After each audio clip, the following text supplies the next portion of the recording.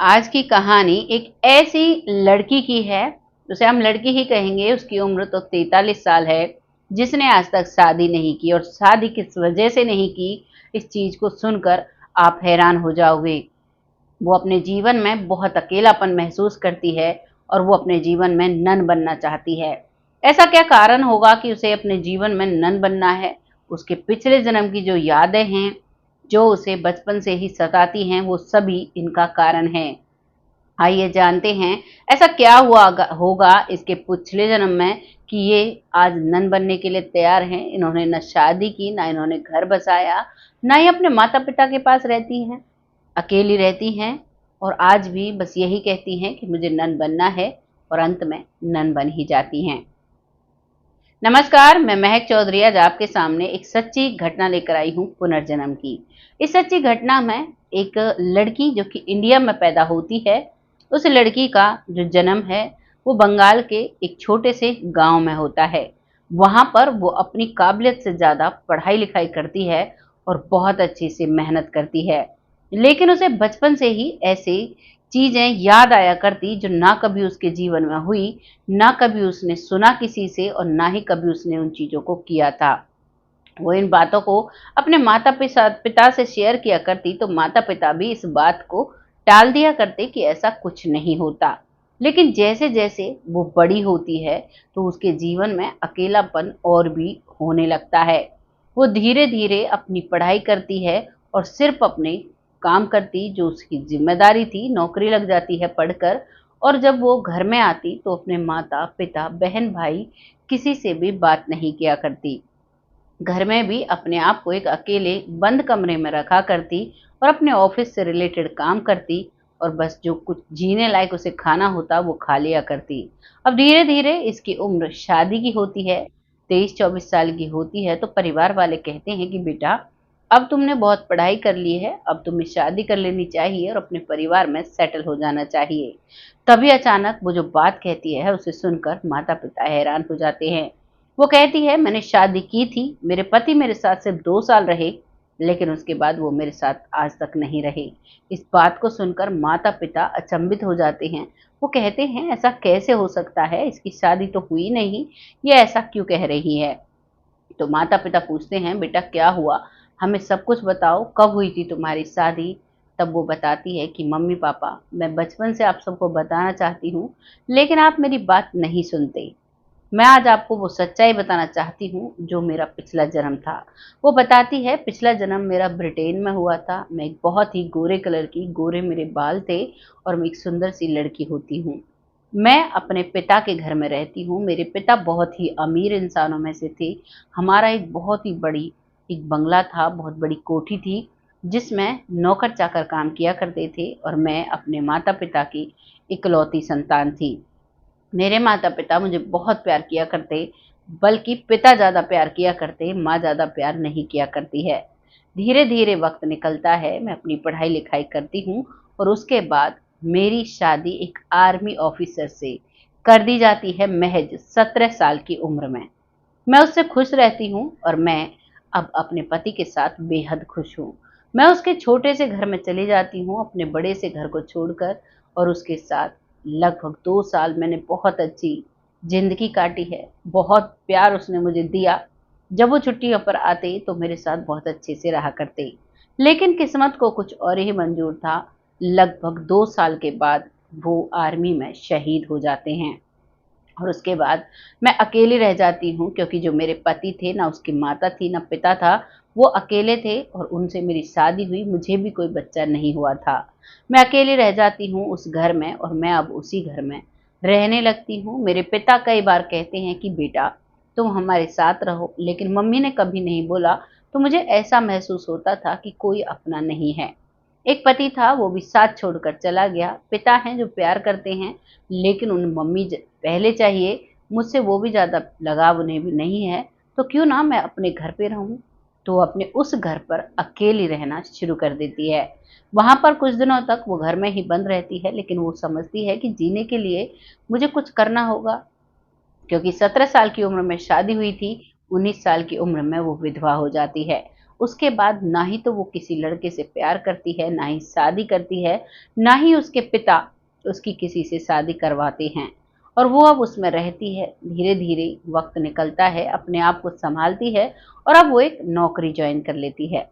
नौकरी में भी अपना काम किया, किसी से भी कोई बात नहीं करना और बाद में अपने घर पर आ जाना। सारा दिन सारी रात अकेले रहना और अपने आप से सिर्फ यही कहना कि मैं अकेली हूँ, मेरा कोई भी नहीं है। तभी वहाँ पर एक चर्च था जहाँ से एक नन आती है। नन होती है जो लोगों की, बच्चों की, जो चर्च में आते हैं उनकी, उन्हें अच्छे मार्गदर्शन करती है, शादी नहीं करती है और उन सबकी मदद करती है। वो कहती है कि तुम्हें नन बन जाना चाहिए। तुम्हारे ना कोई भी तुम्हारे पास नहीं आता है, ना ही तुम्हारे माता-पिता हैं, ना ही तुम्हारा पति है, ना ही तुम्हारा इन-लॉज़ का कोई परिवार है। तुम्हें नन बन जाना चाहिए। लेकिन वो नन नहीं बनती है। धीरे-धीरे वक़्त निकलता है और अब वो बूढ़ी होने लगती है। 50 साल की उम्र तक पहुँचती है, तब तक वो महिला कहती रहती है, तुम्हें नन बनना चाहिए। वो हर रोज़ उसके घर पर आया करती और उसे सारी बातें बताया करती कि हमारा कोई नहीं होता, हमें लोगों की सेवा करनी है और अकेले ही रहना है, ना ही हमें शादी करनी है, भगवान है हमारा बस। वो यही सारे उपदेश उसे दिया करती, वो सुना करती, लेकिन वो उसकी उस बात पर अम्ल नहीं करती है। वो नन नहीं बनती है। कभी-कभी उसके मन में इच्छा भी आया करती कि मुझे अब शादी वगैरह कुछ नहीं करना चाहिए, अकेला ही रहना है, मुझे नन बन जाना चाहिए। लेकिन वो अपने पति के घर में ही रहना पसंद करती है। वो कहती है कि अगर नन बनूँगी तो मुझे चर्च जाना पड़ेगा, मैं अपना काम करती हूँ और अकेले रहना मुझे बहुत अच्छा लगता है। वो अपने घर में अकेली रहा करती, लगभग 71 साल की उम्र तक वो अपने घर में अकेली रहती है और 71 साल की उम्र में बीमारी के कारण उसका देहांत हो जाता है। उसके बाद उसका जिसने भी अंतिम संस्कार किया होगा, वो हो गया होगा जिस रीति-रिवाज से, जिस धर्म से वो बिलॉन्ग करती थी। उसके बाद इसका दूसरा जन्म होता है और इस जन्म में वो डर, अकेलेपन का डर इसका पीछा नहीं छोड़ता है। बचपन से ही माता-पिता से कहती है कि मुझे अकेला रहना है। माता-पिता इस बात पर गौर नहीं करते, क्योंकि हमारे भारत में चाहे बच्चा कुछ भी कहता रहे, माता-पिता ज़्यादातर अपनी थोपते हैं और समझाते हैं, बच्चों को बहुत ज़्यादा प्यार दुलार करते हैं। विदेशों की तरह नहीं है, एक बार बच्चे ने बोला तो ठीक है, तुम्हारे रास्ते अलग, हमारे रास्ते अलग, यहाँ ऐसा नहीं होता। यहाँ अपने बच्चों को समझाया जाता है, हर भरपूर कोशिश की जाती है, लास्ट समय तक माता-पिता अपने बच्चे के साथ निभाते हैं। लेकिन विदेशों में ऐसा नहीं होता। अब यहाँ पर जो परिस्थिति थी वो उसके विपरीत थी। बचपन से ही वो बहुत कोशिश करती थी, अकेली रहना चाहती थी, लेकिन उसे परिवार अकेला नहीं छोड़ता है। लेकिन फिर भी वो अपने आप दूरी बना लेती है परिवार से। जब वो 9वीं-10वीं क्लास में पढ़ती थी तब भी उसका कोई दोस्त नहीं होता, सिर्फ पढ़ाई करना और बाकी अपने कमरे में आकर अपना होमवर्क करना। यही उसकी दिनचर्या होती है। लेकिन माता-पिता यही सोचते हैं, हो सकता है किसी-किसी बच्चे को अकेला रहना पसंद है, तो कोई दिक्कत परेशानी नहीं है। लेकिन हद तब हो जाती है जब ये सारे समय को पार करती हुई, जब ये 24 साल की होती है और माता-पिता जब शादी की ज़िद करते हैं, तब ये सारी हकीकत बयाँ करती है। और अंत में ये कहती है कि मैं एक नन बनना चाहती हूँ और मैं शादी नहीं करूँगी। कोई किसी का नहीं होता, इंसान को अकेला आया है ज़मीन पर और अकेला जाना होता है। यानी कि पिछले जन्म में जो एक नन ने उसे उपदेश दिए, बातें बताई, वही बात उसके दिमाग पर आज भी हावी हैं। आज भी वो अपने आप को अकेला रखना अच्छा लगता है उसे, और जो वो अकेलापन उसने करीबन 50-51 साल का अकेलापन उसने बताया था, वो अकेलापन आज भी उसके जीवन में परछाई बनकर उस पर छाया हुआ है।